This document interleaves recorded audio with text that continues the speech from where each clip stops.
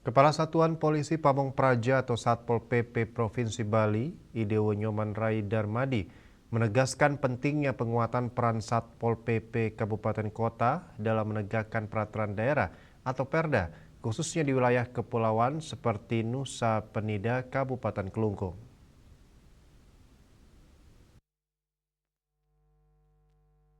Pihaknya meminta agar pemerintah kabupaten kota memberikan dukungan penuh kepada Satpol PP baik dari sisi sumber daya manusia, anggaran maupun sarana prasarana. Sebab tanpa dukungan itu penegakan Perda tidak akan maksimal. Ia menekankan Satpol PP sebagai penegak Perda harus mendapat perhatian serius, khususnya di daerah kepulauan yang memiliki tantangan geografis tersendiri.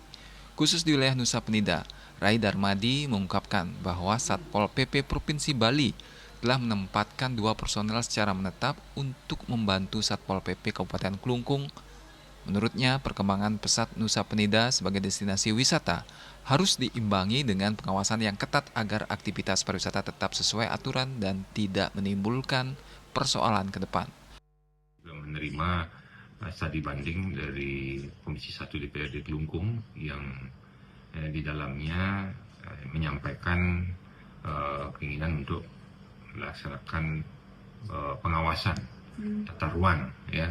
Artinya kami juga sampaikan, titipkan pesan juga kepada DPRD Komisi 1 DPRD Kelungkung untuk memberikan penguatan juga, dukungan penguatan kepada Satpol PP ya di seluruh Bali, ya, baik di Kelungkung khususnya dan bahkan di kabupaten kota juga, karena bagaimanapun Satpol PP selaku penegak perda perkada di kabupaten kota harus dapat dukungan baik secara SDM, baik juga secara anggaran dan sarana prasarana.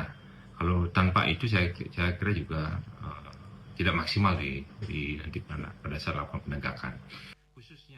Lebih lanjut, Rai Darmadi menilai keterbatasan sumber daya manusia di tingkat kabupaten sebenarnya dapat diatasi melalui koordinasi dan kolaborasi. Sementara untuk jangkauan pengawasan tingkat Provinsi Bali, Rai Darmadi menegaskan pentingnya koordinasi dengan Satpol PP Kabupaten Kota. Ketut Winata dan Dek Putra melaporkan.